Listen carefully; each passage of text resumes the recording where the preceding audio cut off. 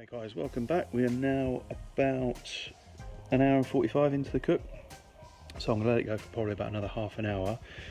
I'll just show you what's going on down here. Still smoking, plenty of smoke coming off it, and that's what we're looking like.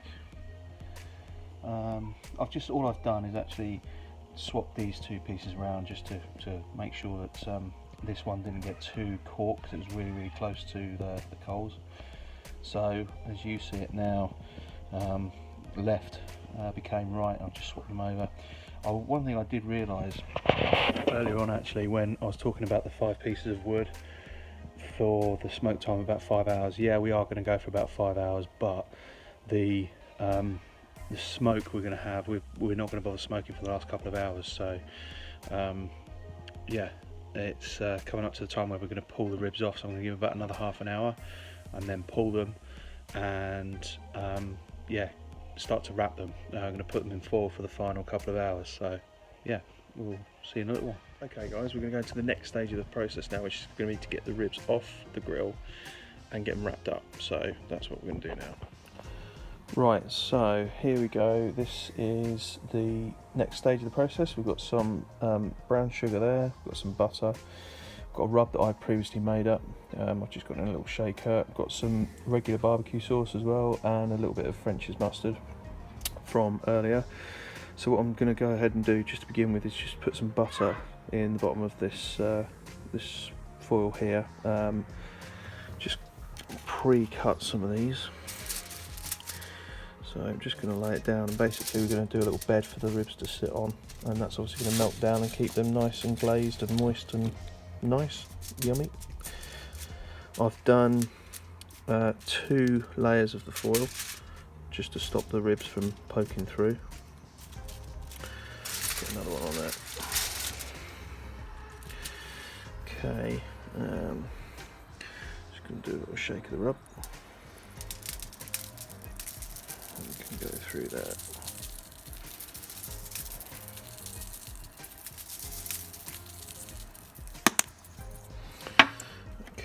Okay, some mustard.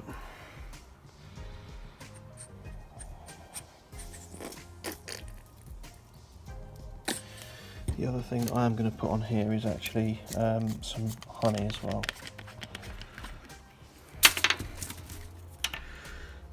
Got some barbecue sauce.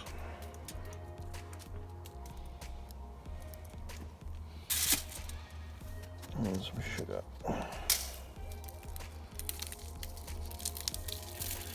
Just makes a nice bed for it to sit down on. So obviously the sugar's going to caramelise and give it a wonderful stickiness. The butter's just going to help to kind of base it and keep it nice and moist as well. You're not actually really going to taste that, sort of, not individually anyway. A little bit more sugar. Now I'm just going to go ahead and get the ribs and put them straight onto that.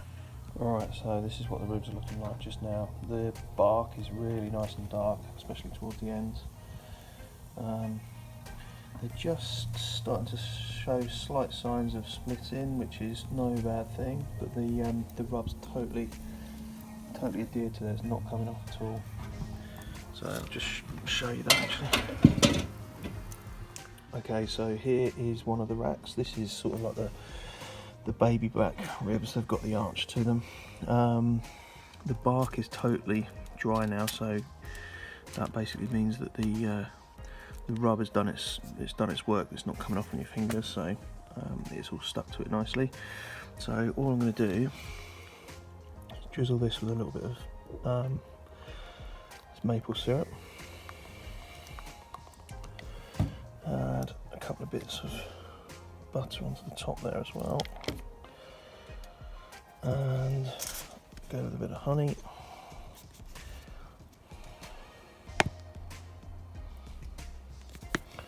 Brown sugar.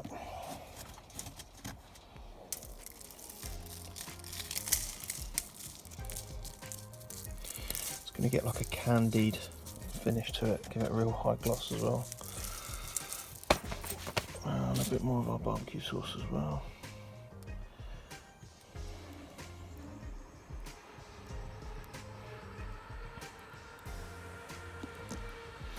Now I've actually put it bone down, so the arch is actually going that way. When we wrap these up, we're going to put it meat side down, so basically invert it so it goes the other way. So I'm just going to get this wrapped up now. Alright, we've got pretty dark now, but I've got the outside light on just to show you how I've finished up the top of these ribs. So we've got the bone underneath where we did that first layer, and then we've basically just repeated it but just put all the butter on the top. I've got all the different parts on there. I'm just going to drip some more honey down. That's virtually gone now. That's done. I'm just going to finish it off with some sugar. All the butter's starting to already melt on the top of that. They're going to be absolutely incredible. So yeah, bit of sugar on the top. And now when we wrap them back up, they're just going to wrap up pretty tight. There's no need for any smoke now because you're not going to be able to get it through the paper anyway. And the idea is that we're just going to keep going until they're really nice and tender. That side you can't really see it, but this side the bones have really just started to pull back. You can see the meat's pulling back on the bone, and in a couple of hours they're going to be absolutely spot on, hopefully. So yep, see you later. Alright, so that's nice and wrapped. Just going to take it straight over and put it straight back on the grill, and then we'll do the same with the other two pieces as well. Just going to pop it right in there, and that's going to go for another couple of hours yet. Alright, so we've got our probe right into the middle, making sure you don't touch the bone, but it's right in the middle of the first pack, and we are up at probably about 199. That's going to settle out, so we're not far off. We're going to want to pull these at about,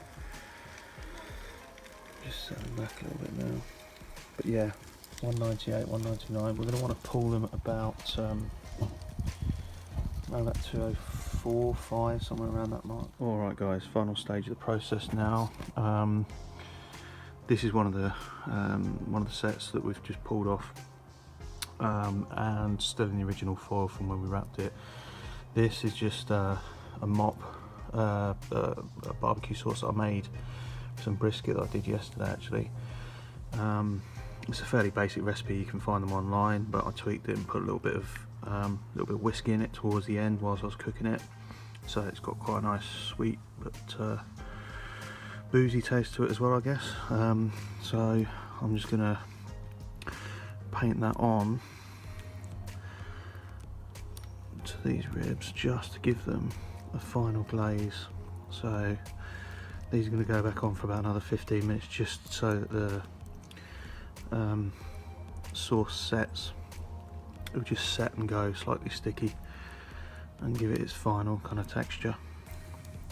So I'm going to do that all the way over them, top and bottom, and then they'll go right onto the grill, onto the rack. And it's still up at around, it's actually raised, it's gone up to around about 275, just over 275, nearly 300 since I last took the lid off, so plenty of heat in there now, and that will only take about 10 or 15 minutes to set that nicely. Alright, so here we go folks, there's the final product. All nicely sliced through. This one sliced really well, it's really good. The level of doneness, the meat's still really firm and on the bone. This one, not quite so. So, you know, you can't always have it perfect. That is actually flaking off the bone. Competition wise, an absolute disaster, but I'm not in a competition, so I'm not too worried. Over here sides, we've just got some brisket barbecue beans that I've made, just using up some of the leftover brisket from last night. Just added a half can of tomatoes to them, some smoked paprika, apple cider vinegar, a bit of extra barbecue sauce and some of the barbecue sauce from the brisket beans last night as well, and some corn. It's going to be some good eats.